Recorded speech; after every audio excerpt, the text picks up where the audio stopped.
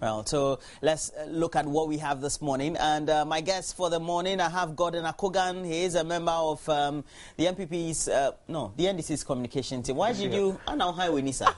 I was surprised. And then Noah Jemfi is also a member of the NDC. Asamoah Jemfi. Okay, Asamoah Jemfi is a member of the MPP's communication team, not the NDC, right? So Sure, NDC, MPP. sure. All right.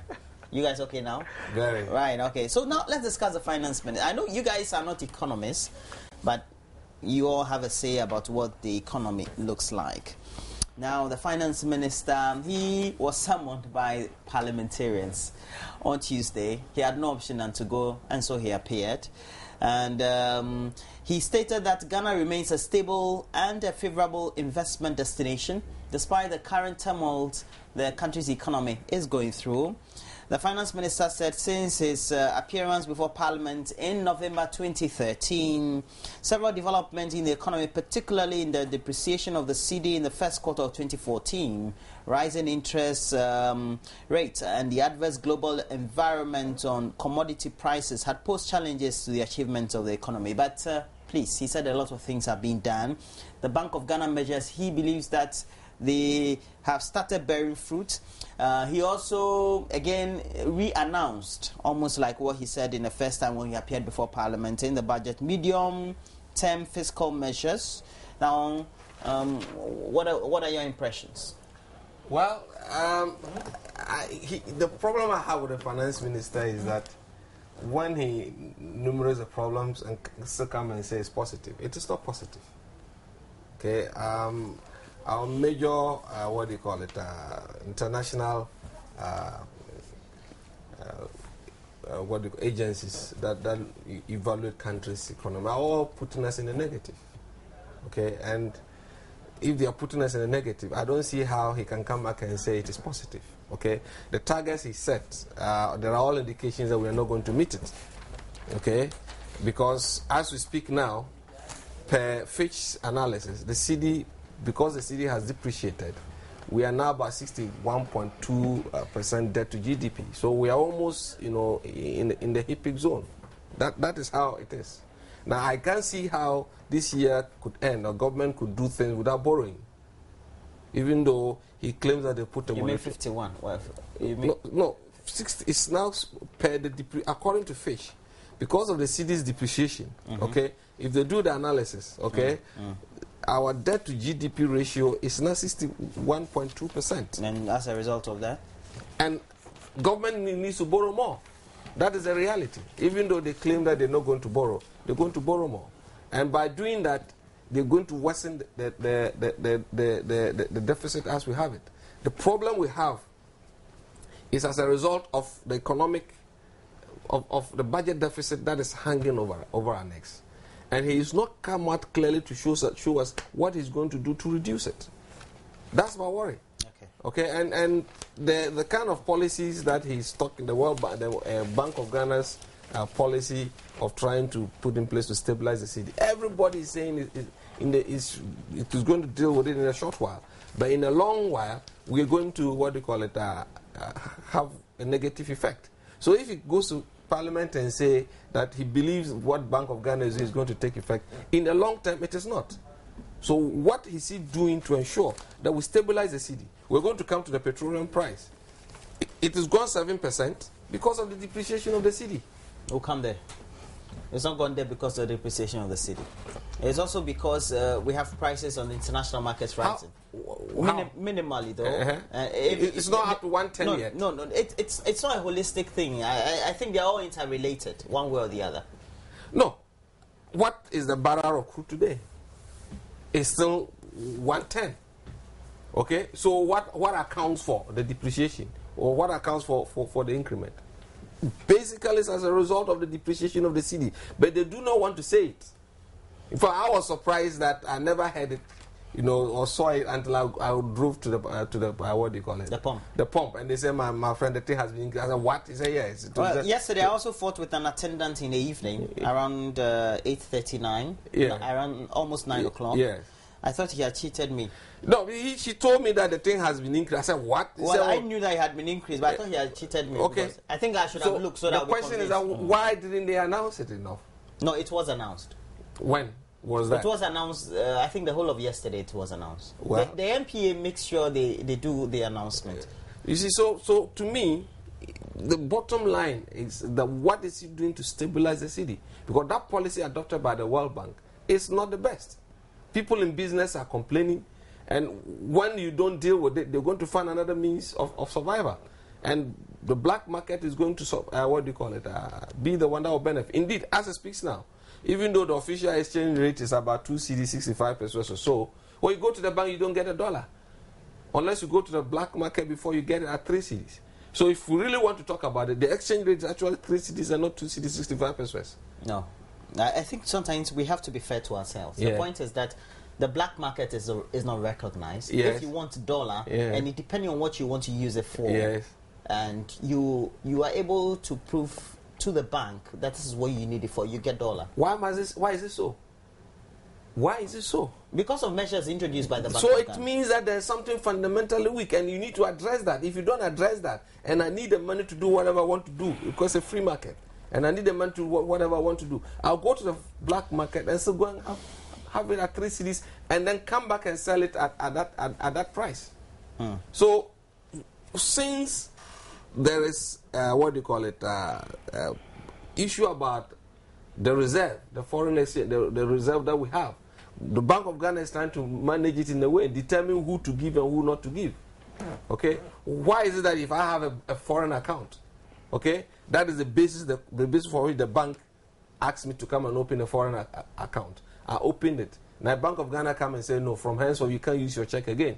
And even if I need my own money, I need to drive and prove to the bank that I want to use my money for A, B, C, D. It is even a violation of the agreement between me and the bank.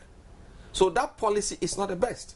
And indeed, all over, people are saying it's not the best. So it would not be proper for the finance minister to go to parliament and say, look, I think that the Bank of Ghana policy is working, and so we are on our way to recovery. We are really not. My main worry is that we are really not. Yeah. Gordon. I would be surprised why somebody will be in Ghana and will be seeking dollars to operate here in Ghana. Well, that's not the bane of the matter. The bane of the matter is that, well, these are measures that have been introduced by the Bank of Ghana. Sure. Now, these measures, according to the business community, Sure. are not good for business. And as a result of that, they've been experienced, and we've had some repercussions and resultant effects. You see, if I am doing business with you and I have a dollar check, I can issue it to you. It becomes a transaction between two banks. It reflects in the other person's bank account. But for you to go to the bank to retrieve the dollar, you can't get it. It's like you having remittances from outside and you telling me that I go to Western Union and I ask you that it was dollars that was paid there, so I need to have the dollars here. You can't. You go to the Western Union, they give you the cedi equivalent.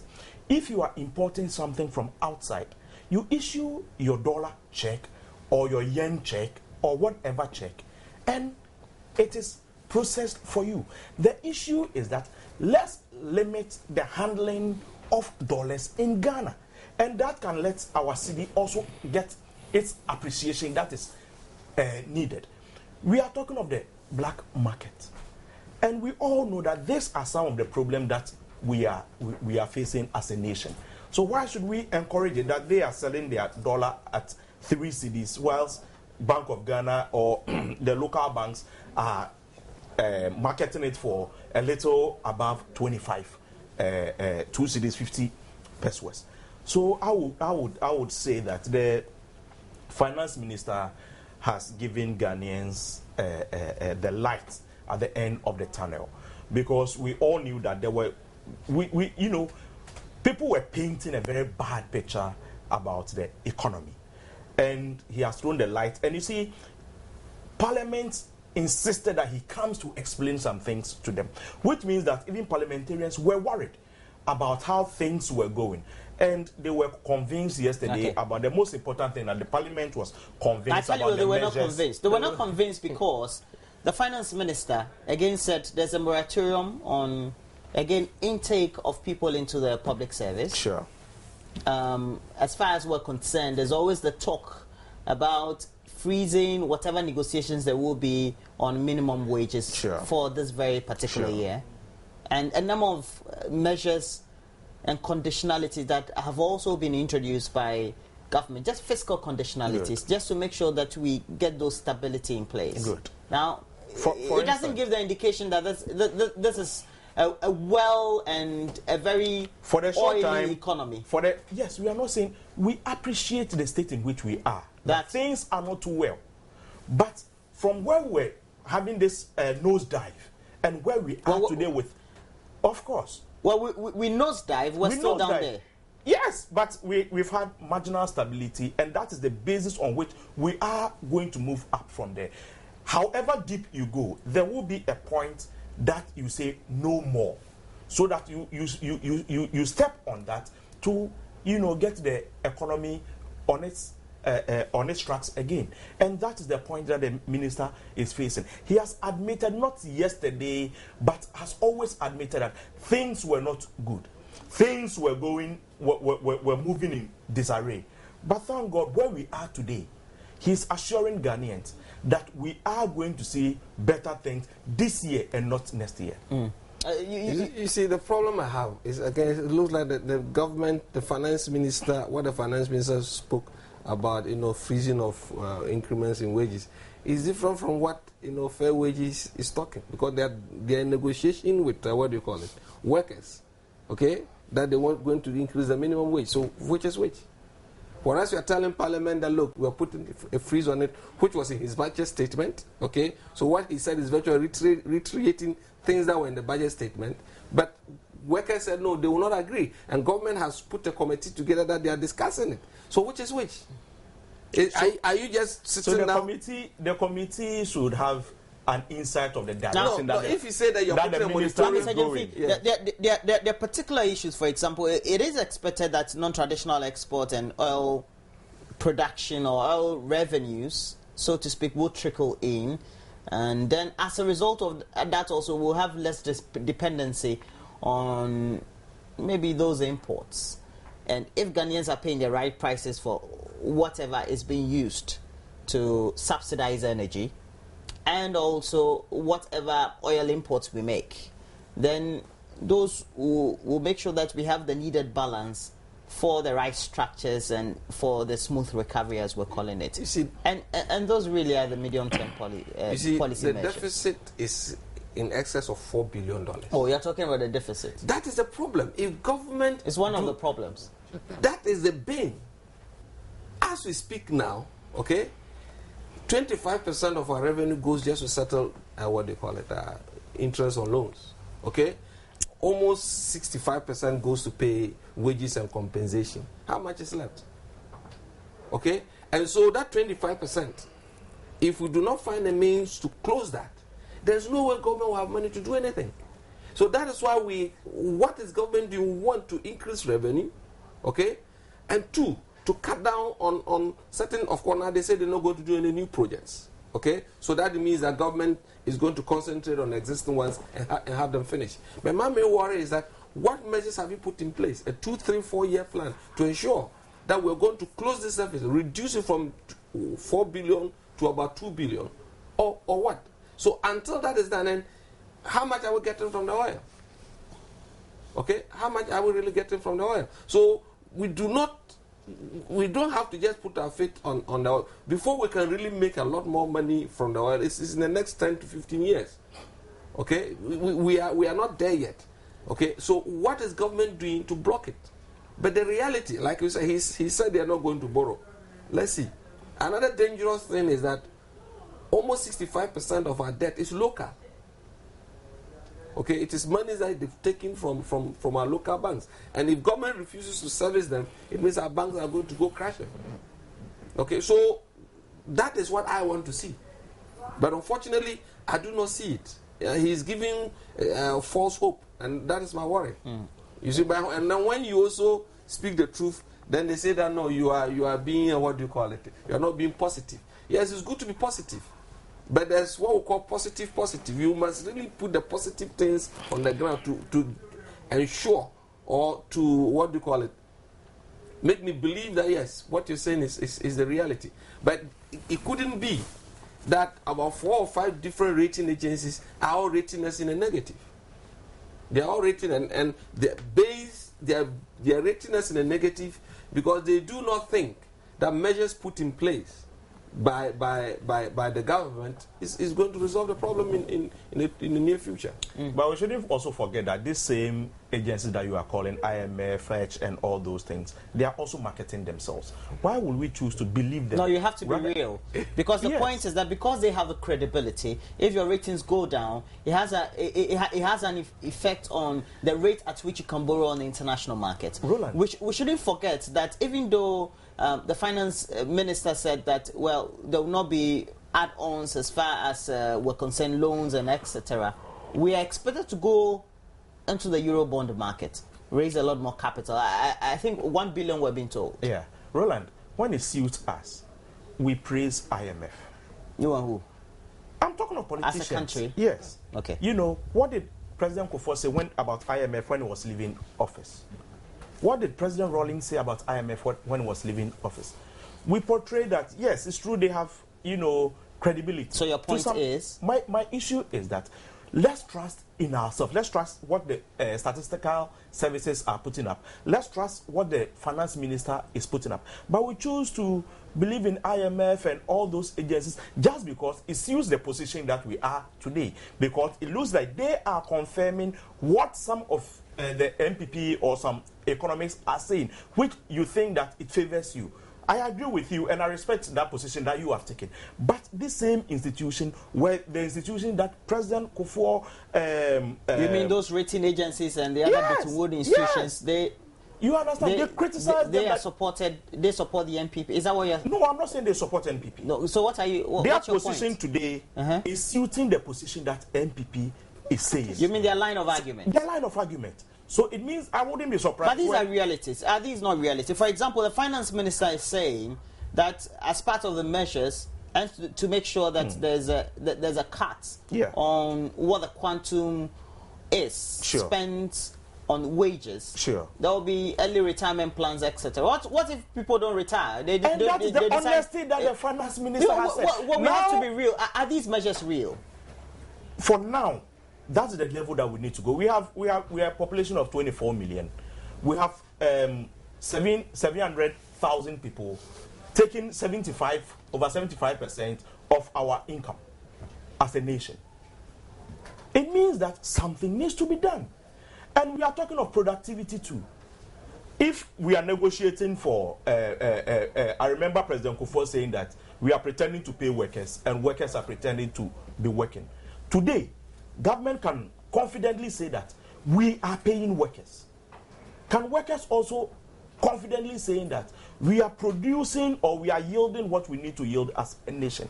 Let's put all these things together. Let us all put our hands on the wheel, and I know that we are going to move forward.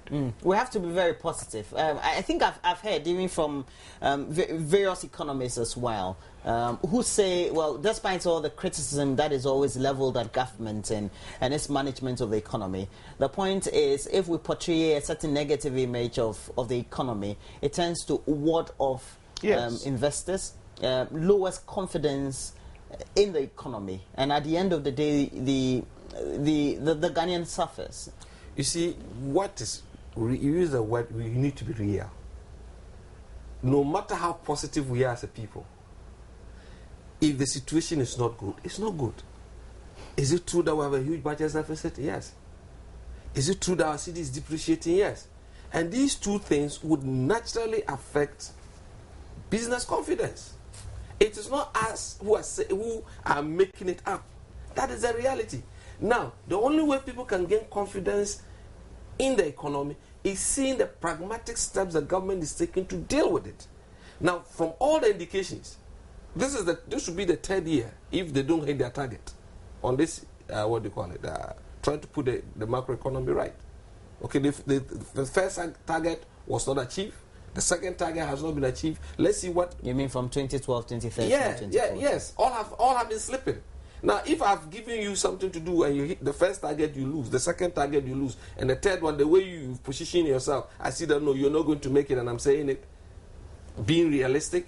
You say, no, I should be positive that things will work out. No, that is not it. In fact, the more we say it, okay, then that is what will put government on its toes for government to do the right things. If we keep quiet and say, look, government can go and continue to borrow, okay, so he should go and borrow, all of us will be led into the abyss. So it's good that we are saying it, and we'll continue to say it and to see that the indicators, are getting right. And the minority in parliament, they said the economy is in dire straits, and that is the position. Okay. But of course, the finance minister lacks the boldness to say it for fear that our friend the NDC might come attacking him. Can I argue that it suits the minority to have that very position? Well, it doesn't. It suits them because they're supposed to be the opposers. They are supposed to be in opposition. They are supposed to put governments on it. Yes, and we are putting government on it, but that is the reality.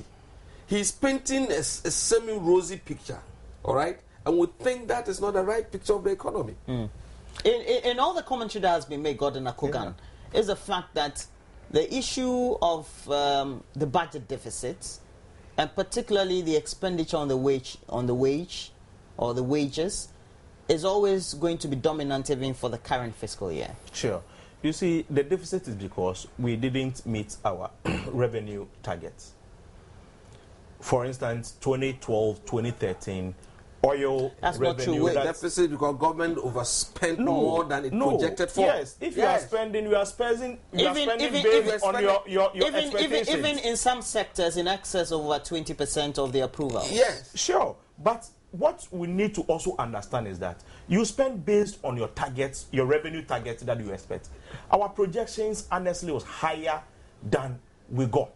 You understand? That created the deficit. No, that's not true. So, the point is that in 2012, we went to Parliament with a certain budget. Sure. And budget basically are just estimations or assumptions, right? Sure. You have various line items. Sure. And so there's always a line item for excess spending. Sure. So then you can dip your hand in that very money and use it for whatever expenditure you would want to undertake. The point is, even for various line items, the budgeted line items were exceeded for various ministries for very unexplainable reasons up to date.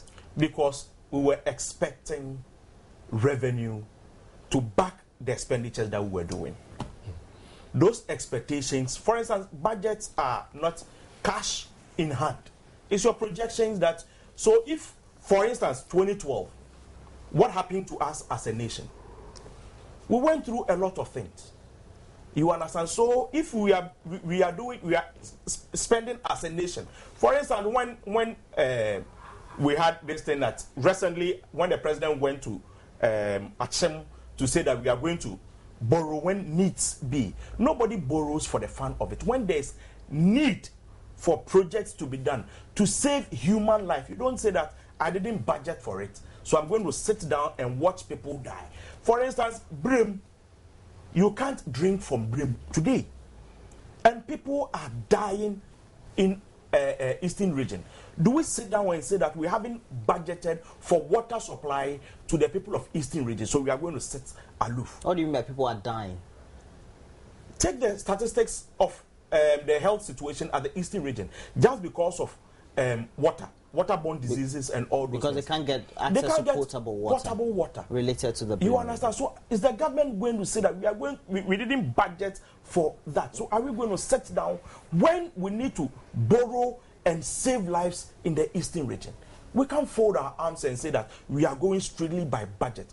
The finance minister but too much borrowing will leave you broke. That is true. The finance minister has given us the hope that irrespective of all these things, there's going to be a hold on borrowing. And what is so surprising about this is that... My friend is confusing the two issues. Okay, there are project line borrowing, where government borrows to construct a road like the Chebi one. Okay, it's a European Union Belgium loan. What we are talking about is government borrowing to run its affairs. For instance, in 2012, between October and December, over budgetary expenditure in excess of 8 billion cedis. Where did you go to? That is the question. Yes. And meanwhile, Parliament, these there are things details have been given to members of Parliament. And members of Parliament have not complained. They have accepted it. So why should we... You see, there's one thing, what happens in Parliament and what happens on radio station and TV station is my problem. Because they agree it in doesn't Parliament. happen on this platform. So Yes. I'm coming.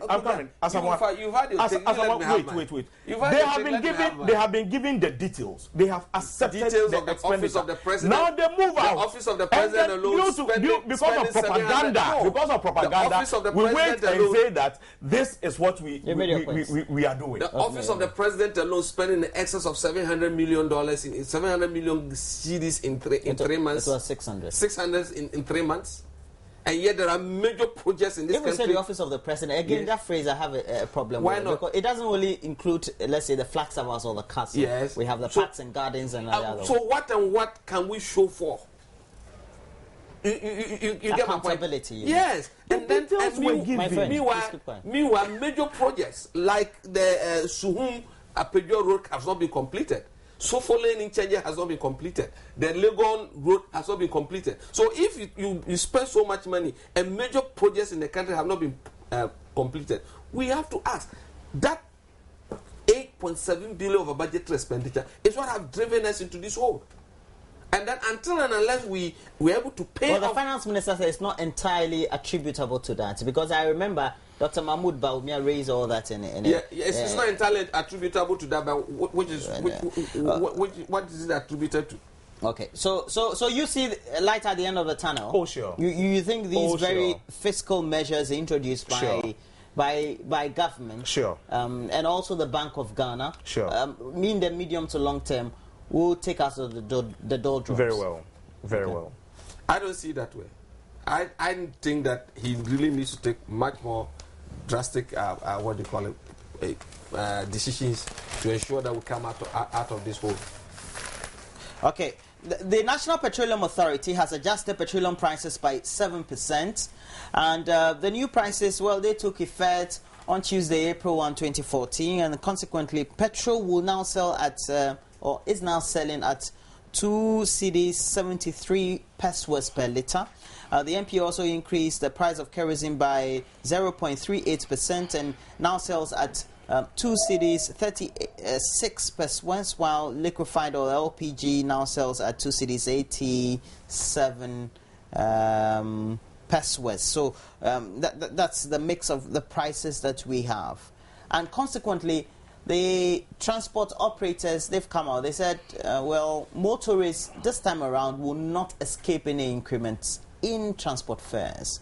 It means ultimately it is also going to affect prices of goods and services. Yeah, but you see again, it boils down to the depreciation of the cedi. They don't want to admit it.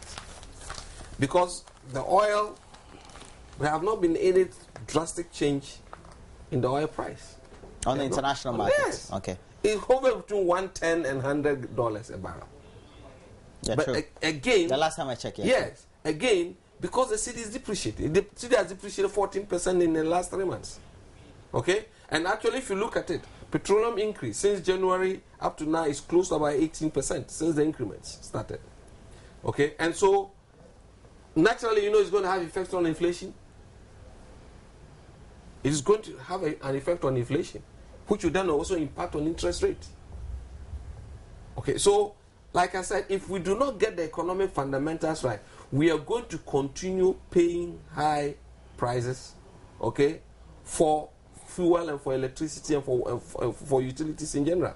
Because what is happening is that most of these things are all dollar denominated. They buy them in dollars. And naturally, the cedi is depreciating, okay, they must compensate for it. And so we should position ourselves that until and unless we really find a stable way of stabilizing the cedi, this is going to continue. That's all there is. We as a people have accepted a formula for, pegging our fuel prices. You mean the price adjustment formula? Yes, automatic. So it means that anything that affects the price of fuel after so we have this thing in place. So it is not in the bosom of the president to reduce or to increase. The formula says that if prices increase, we are going to increase the price. When it decreases, we are also going to decrease it. But most of the time, anytime that there's an increase, that is when we all shout and talk about it. For instance, last month, there was a reduction in the price of fuel. Nobody heard it. 0.2%. 0.2%. Not even up to 1%. It was a decrease. It was a decrease. But nobody made noise about it. Can I so, ask, no. Let me finish. How many percent? If there's a decrease, then the prices will be decreased. If there is an increase, prices needs to be increased. We have accepted it. Unless the MPP tell me today that when they come to power... Why is it that all your attacks is only targeted at the MPP? I mean, all the arguments they've been making really have also been made, and a lot more light shed on these subjects by even known economists, not only in Ghana but around the world. Unless we say that we don't want to use the automatic price adjustment, then you can accuse government of increasing fuel or not.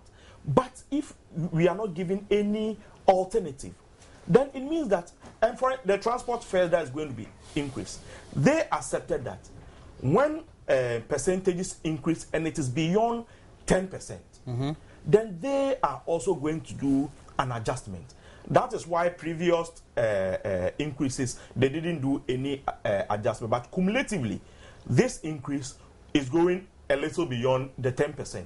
So they are negotiating for a price increase, which is normal, and it was agreed as part of the adjustment formula. But internationally, the prices may not be high from the last time around. But the point is that we've seen some monumental increments, so to speak, on the international prices. I said the last percentage points was around 0.11 there, 0.11. Yes. From 0.05. Okay, and that should lead to 7% increment. That should lead to 7% increment in petrol prices. You see, that's why we worry about the economic fundamentals. No one is saying that we shouldn't sell petrol at the right prices, because if we don't sell at the right prices, there's bound to be shortage and all of us will suffer. But the reality also is that if you do not stabilize your currency, you're going to punish your people to pay more, and that is the problem we find ourselves in. So instead of attacking MPA, we should be attacking the Finance Ministry and Bank of Ghana and government to see how best they can stabilize the city. If we fail to do that, we're going to, for instance, under Kufuor's era, a barrel was about $145. Okay, we're buying it less than 4 cedis per gallon. Okay, now it is less than $145, and yet we are paying more. Why? Because our cedi is depreciating. So we need to find a way of stabilizing our currency. If we fail to do that, we're going to pay more. The 12% increase in electricity is as a result of depreciation of the cedi. Okay, and so that is why we are more worried and always attacking government that get the macroeconomic stability right. If you fail to achieve that, there is nothing that can be done. Businesses can plan as it is now, because the cedi is falling virtually by every day, by the day or by the week. Okay, and so how do you plan? How do you project? But do you agree that no matter how you stabilize your currency, within the context in which our economy operates, we're always susceptible to certain variables on the global economic market? I do agree. I don't dispute that. But you see, that is why the power has been given to you to manage it. What kind of projections did you do? Okay? And another thing, that if you run an economy like ours and you do not get real value for money, for instance, a school building that was costing 70,000 Ghana cedi under President Kufuor. That's an argument. That's an argument you made in the 2012 election. Yeah, yes, it's still relevant today. No, yes, it's been built. Kufuor's era, at a double-digit inflation, it was built at 70,000 Ghana cedi. In their era, a single-digit inflation was built at 323,000 Ghana cedi. Well, it can still be single digits, but the prices have increased. You see, when you have a lot of loose money in an economy like ours, it tends to increase the pressure on the cedi, on the dollar. Economically, yes. Yes, and so it leads to depreciation. So value for money in projects is crucial. Because when people get free money, it increases And the pressure. finance minister, according to the measures he's undertaking, all these excess monies that are around that perhaps are looping down nets or holes are being mopped up based on the policies that have been introduced. Let's see. A clear example is the rich hospital thing, where when they did the value for money thing, or feasibility, it could cost $60 million less by crown agents. Yes, and yet, what has government done to call the contractor back and say, look? Well, Parliament has approved. I think that you should target more Parliament for. No, government did not do its own work before government accepted the loan. They didn't do the evaluation well. We've been told. Yes. Okay. And it went to Parliament. But you see, basically, government is the one that should have done its own due diligence. Let's stay with the fuel, Mr. Samuel Jemfi. You see, in all this, I am happy that the people of Ghana have accepted that we can't keep doing politics with fuel pricing. I wouldn't take us far, but when President Kufuor was campaigning, price of fuel was 30 pesos. That's 3,000 then. But the campaign was, we can't buy fuel. When NPP came to power, it was increased. It is, when you're outside, look at things differently. It can be a nice platform for you to, build your hopes for, but Ghanaians are seeing through this thing that until when we have control, we have oil that we can say that we can decide that we are even selling fuel below the... so you're saying that the NPA and government have no choice? Of course, for now. As far as we are doing this adjustment formula, let's leave it as such. And let's pray that the crude oil prices will fall. Prayer. It's part of it. Because you have no control. You have no control of world market price. Stabilize your CD. You have no control of world market price when it comes to crude oil. One single thing, for instance, Libya went to war or crisis, and price, excuse me, and fuel price went up. That was a long time ago. Yes, and then we're talking about current conditions under which our economy is being managed. So be realistic and try to link all these with your arguments. The issue is that we have no control of crude oil prices. When the world market is increased, we have no choice to also increase the price of fuel. Ghanaians have accepted this. And this thing was put in place by the support of TUC, which means that workers are even in agreement with government for us to go on this thing. Who are on the board of this thing? TUC have got 3 representatives on it. On which board? The board of the NPA. Yes. You understand? So these are competent. These are competent people. These are competent people doing their work. Let's appreciate the work that they are doing, and let's move on with this. Now, eventually, we're going to have transport fares going up, and it means that it is going to affect the price of every good and service that is offered on the market. Yeah, and that we can't run away from it. That people are going to face some element of hardship, and with the state of the economy today, the finance minister has announced that increase in salaries are going to affect. I doubt if the minister can implement that. Yes, but that is the position of the finance minister. But talks are going on. That's another deception. As talks are going sitting on with workers and talking about the minimum wage increase, and you go to parliament doesn't mean that it's going to increase. Sitting down means that workers will also be convinced for us to move on. And listen, workers honestly have really thrown their support for the government in this situation that we found ourselves in. And I'll use this opportunity to congratulate workers, because fuel prices has increased over the years. And we have not had one single agitation from them. We need to appreciate the situation. We understand how workers feel.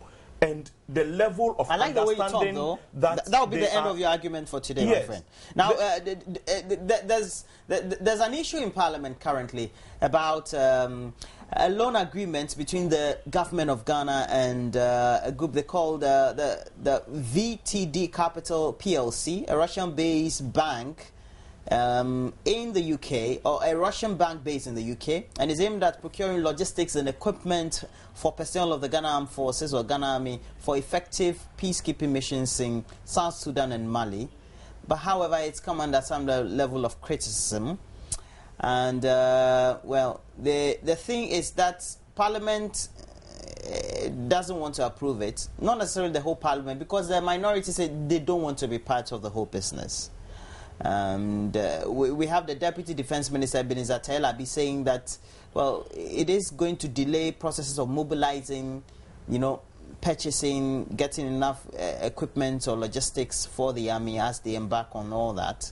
And particularly when the rearranger of the loan will earn $5 million and the manager of the fund will also earn $6 million. That's a huge bone of contention. See, the argument is simple. It isn't that the minority have raised pertinent questions, and it's important. Well, they have said they are not against the loan. No one is against the loan. There's a clause in it there. Those tenors or clauses within. The clause in it there that exhausts the arranger and facilitator of anything. You mean they call it disclaimer? And how can you make almost $60 million out of me, and you come and tell if there's any trouble, you don't bring me inside. That is why we are asking them, let's go and change that clause. So as to ensure that one, this bank is 320 million, okay? The Russian bank can only raise 150 million. And they are now going to arrange with another bank to get the others. Now you are making your commission on all the 300. Meanwhile, you are saying that, look, if I'm not able to get you the second batch of the money, it's not my problem. And that is not fair. So that is the major contention. And they're saying that if that is the case, then go back to the bank and get that portion rectified. But there's a problem. Why has this loan arrangement, have you noticed that when Parliament is about rising, the loans are brought in? And that is not fair to the people of this country by the executives. Because these are things that is committing the future and the people of this country to pay monies. And it's important that thorough scrutiny is done to ensure that we have value for money and the nation benefits. Why do you wait 2 to 3 days for Parliament to arise? You come and bring and say, oh, please, because we are rising and we need a thing quick, like the Deputy Minister is saying, the equipment are needed by the soldiers. And for that matter, let's brush it off, let's pass it. Then when we pass it, and all he can say is that you've given me 60 million, but I can only give you $150 million. And yet, in the agreement, I can't hold you liable if you don't bring the rest. Has Ghana benefited? No, what they'll be in is 6 million. That's the manager of the fund, and then the arranger will get 5 million. Yes, but then they absorb themselves of any problem that will arise in the future. So that's a disclaimer. That bank is going now to the minority is saying that they have no problem with the loan, but all these disclaimers, fine. Those are difficulties because it doesn't guarantee that the second half will be brought in. Sure. In any case at all, even what will the money be used for is also an issue that has come up. I think the Deputy Minister has explained everything that the loan is going to be used for, but I think I want to side with the minority in this. That is why we voted members of Parliament, so that they become a check on the executive. So if there are some things that are of worry, and they are raising red flags on it, I think that we need to really sit back and go through it so that Ghana wouldn't lose. We've had situations where things were just passed in Parliament. Later we were told that we didn't really think through it and all those things. And sometimes when Parliament is rising and these things come, we want to give them enough time, because when they rise, they have little to do, so they can even read through the document, have time and read through it, so that there won't be any excuse in case they come back to pass the bill. So I would want the Minister, especially of Finance and Interior, to really look at, because Defense. every single defense, every single money that is spent needs to be worked for. If the manager of the fund is taking 5 or 6%, it means you need to really work and make sure that you finish your job. See, the whole money of the city is going to them. This same bank, he is also the arranger. So he's taking a percentage of the 150, and the money that he's going to bring, he's also taking that. This same bank is the facilitator and the arranger. So if you're going to make so much money out so of the issue is that let's take our time, go take our through time. it, What do so you that can Ghana look? won't lose. So If I'm not able to raise the others, don't hold me liable. How? Now, Parliament, they rose yesterday. Yeah. Yes. Okay. Without passing it. Without passing. And So it means that as they are taking a break, No, they also need time all they've to asked, also go through it. All they've asked is the Minister of Defense and Finance to get back to the bank and say this is the issues raised by Parliament of Ghana, and then you need to address it and bring it back to be passed. Of course, if they bring it back, they can be called any moment to pass it. But I don't think that it's proper for us to just, because we are desperately looking for money, we just go and pass anything, pay money, and then don't hold them liable. I don't think they would have done that to the UK government. Gordon, there is an argument that came up on Tuesday evening, especially when this very issue was being discussed in the news media, particularly about how defense contracts tend to be, or loan agreement, as to what they will be used for.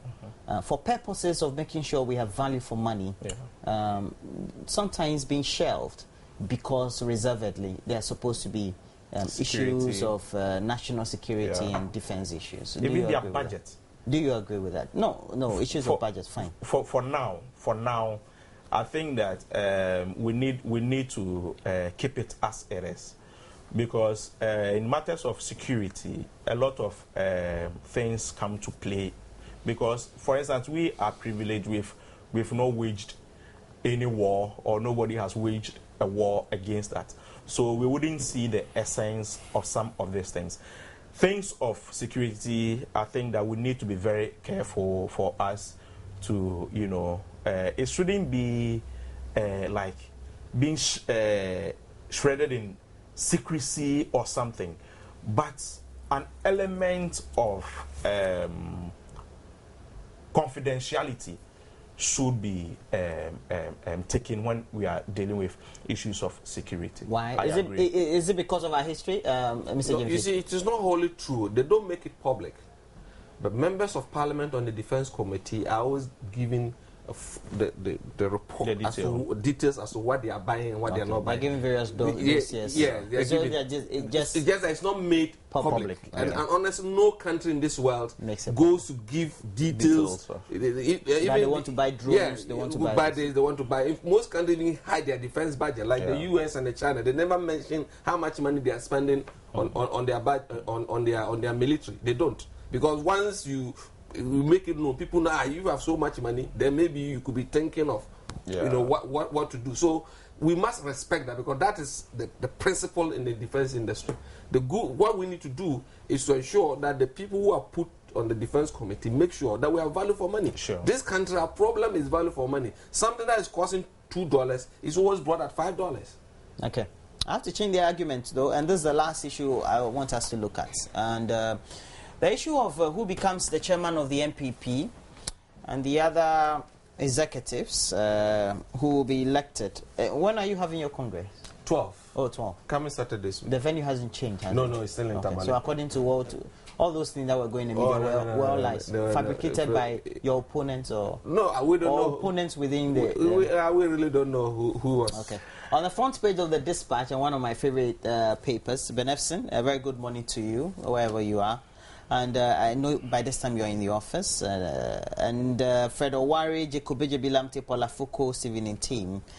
And the question that I think he was asking today, who will become the new national chairman? Jacobeje Bilamte will be the national chairman. Okay. So you seem to be throwing your support. But please, on this very platform, remain neutral.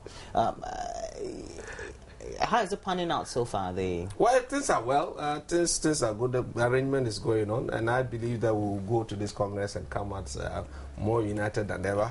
Since we began this democratic journey, Anytime we're going to Congress, all kinds of pundits come up with all kinds of predictions. MPP is going to break up. No, MPP is never going to break up. We'll go through these elections. The delegates will elect whoever is elected. The party will remain united to face the NDC in 2016 because they mess up this country. Okay. Well, the NDC, reservedly, according to your own estimates, may have messed up, but it's not also well within your party, is it? How well? I don't see it. The party, look, we went through an election. We elected over 150,000 polling station executives. Where did you hear that there were fights? We came and elected zonal coordinators, okay, electoral coordinators. I didn't say there were fights. So yes, if a party that is not united, the party that is not standing on a good foundation, can't go through these exercises. Went through constituency elections, went through regional elections, and now we're coming for a national election, and people say the party is disunited. I don't see it. Of course, there's competition in MPP. There's no single position in MPP that we don't contest for. And in the contest, yes, sometimes things do happen. But when these things happen, they do not necessarily mean that the party, is divided. Not at all. We are very strong, resolute, positioning ourselves to really take over this country in 2017 and put things right. Because they mess up every single achievement that we did in the last 8 years before. Gordon, they are readying their arsenals for you in 2016. Yeah, but for us, whatever happens and whoever becomes the chairman of NPP wouldn't matter so much, especially with the names that are out.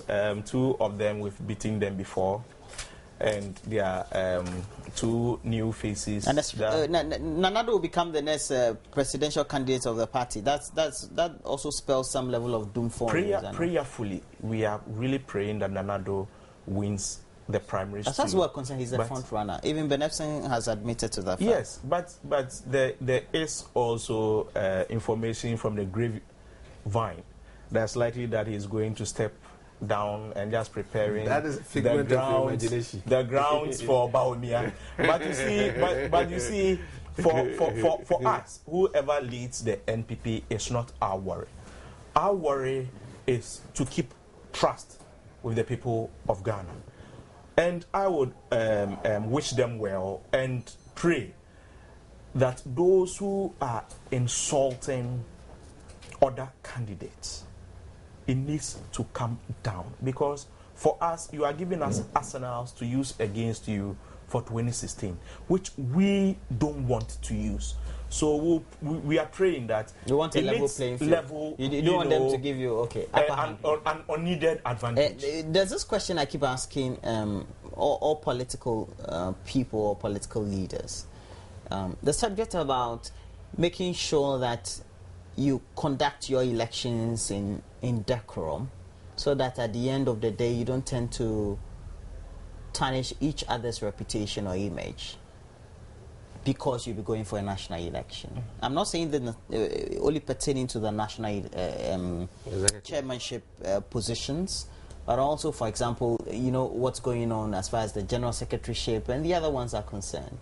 How do you make sure that there's some civility in the argument? Well, yes, that's supposed to be the ideal, okay? But in some instances, people flip. Go overboard. But the good thing about this party is that once it happens, you have members who call you and tell you, my friend, slow down.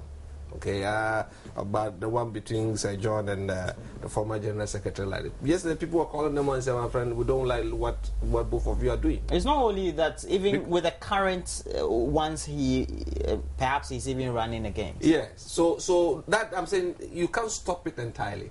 You understand? But the good thing is that the rank and file are so resolute on this position that as soon as you come, attacking someone, they call and tell you, please, that's not the way to go, and tell you to slow down. So I think that we're learning from it because, like Akugan said, most of the things that are being said by Nanado was initially said by the MPP when he was contesting Kufuor. Okay, we use that against him, and now it's coming to hurt us back. And so it is always important that you talk to the delegates about what your capabilities are and what you can do, other than attacking. But you cannot, rule out that you're going to have a smooth sailing campaign without anybody saying something that will attack anybody. Before you come in, though, I would want to give you highlights of the news on the hour.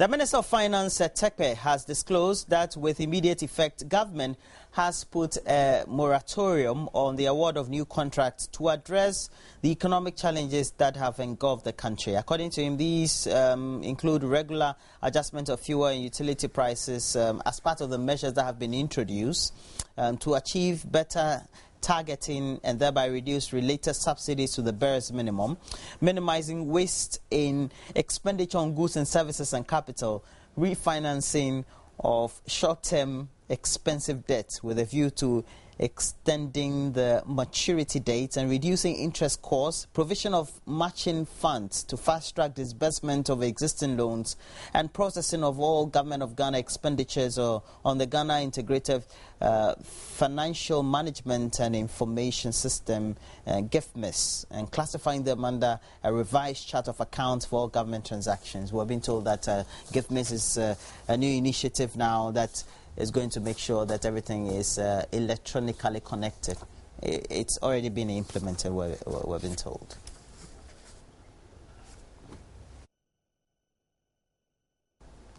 Let's do some charity. A 16-month-old baby of Sunyai Nkwaben in the Bonafri region who is suffering from hydrocephalus needs immediate medical attention to survive. Blessing Pokua developed the condition in just 3 months after birth, and her parents they need to raise about 3,000 Ghana cedis for surgery, and subsequently, if you have more, you add that for her recovery at the Komfo Anote Teaching Hospital. And you can see their parents as well as the child there. 3,000 Ghana cedis or more for recovery. If you have it, please, is an appeal.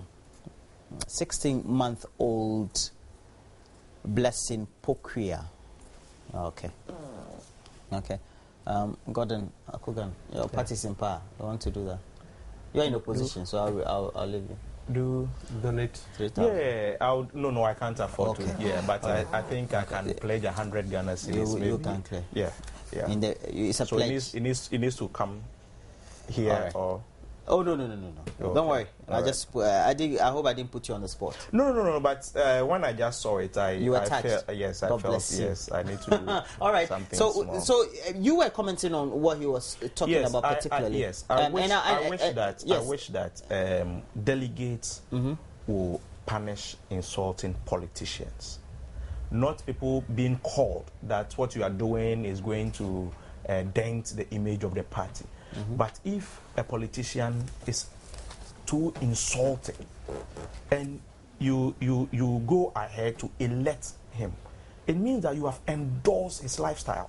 So from not just NPP but all other parties, let's make sure that we punish insulting politicians. Then we'll be making meaning to what we say, that in our party we don't like this, we don't like that. That is the way to go. Because your party also will be having its national as well as regional and other zonal, or is it ward and electoral? Branches. Okay, branch executive positions that will be coming up for voting in the next couple of weeks or months, I believe. Yeah, months, yeah. Okay. And how do you make sure that you stem this very time? Because already we've seen a couple of them playing out in the media. Yeah, but we haven't, and I think let's not shift the gun on the NDC now.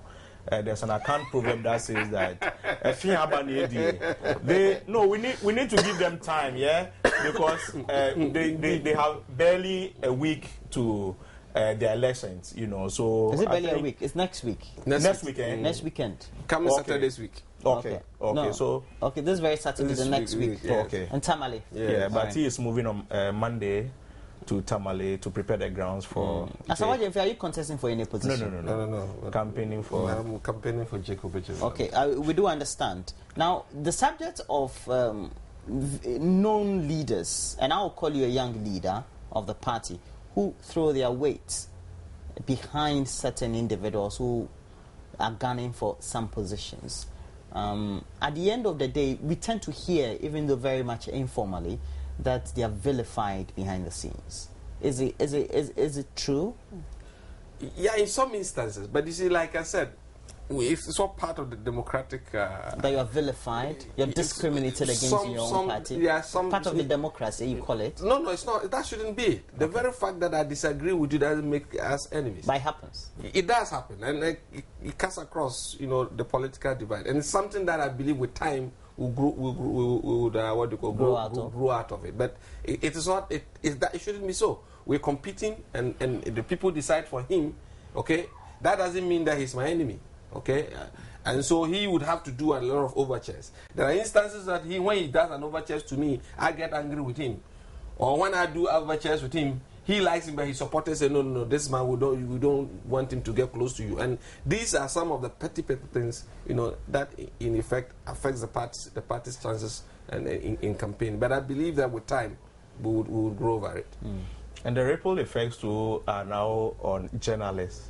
Because you guys have been accused of supporting... Well, the journalists have become, or the media, they've become a huge stakeholder in the country's democracy, right? In the whole process. Yeah, but that is, in a democracy, it is the media that is the driver. Whatever we say. And the players. And the players. Sure.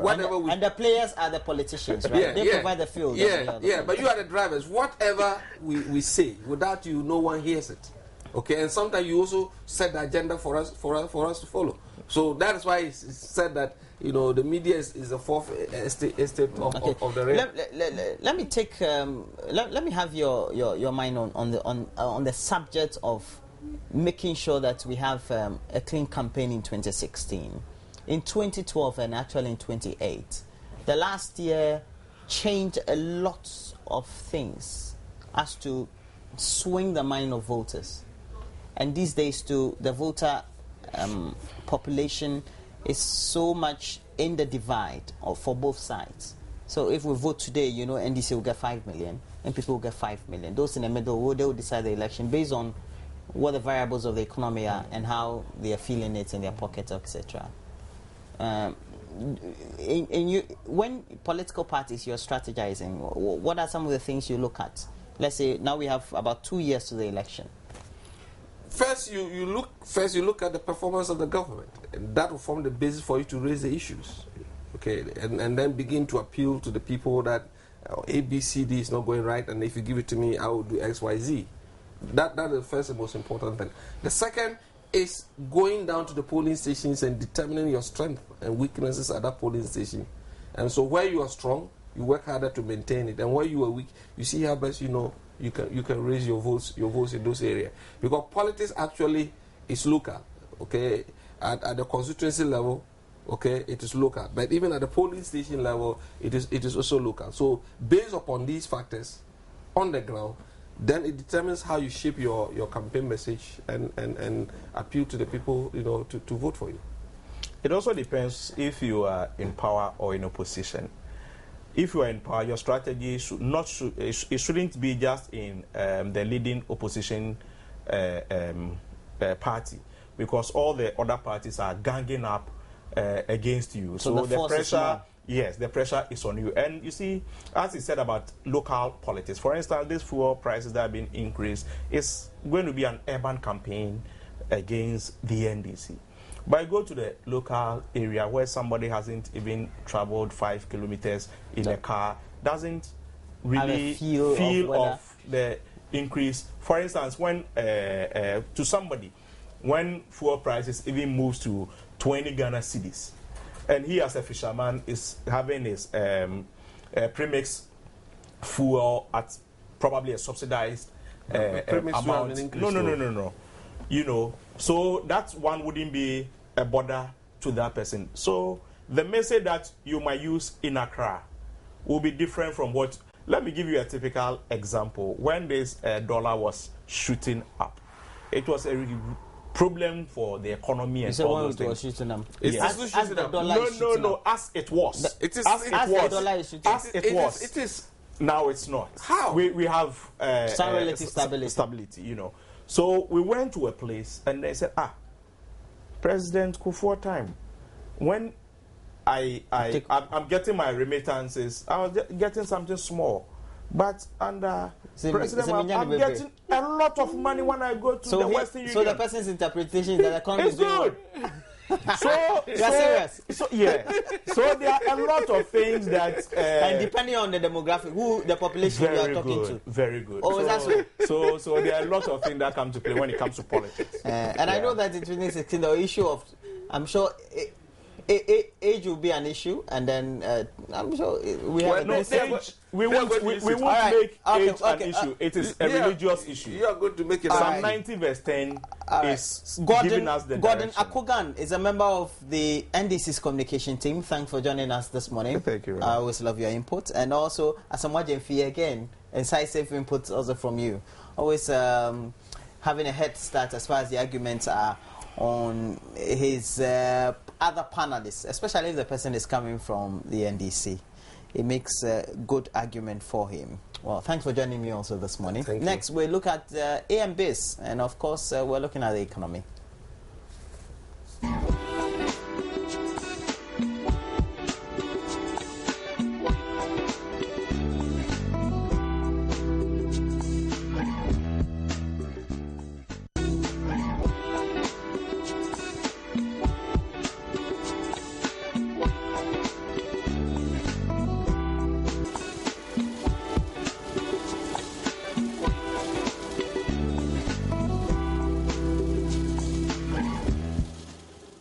Not so long ago, international credit rating agency Fiscal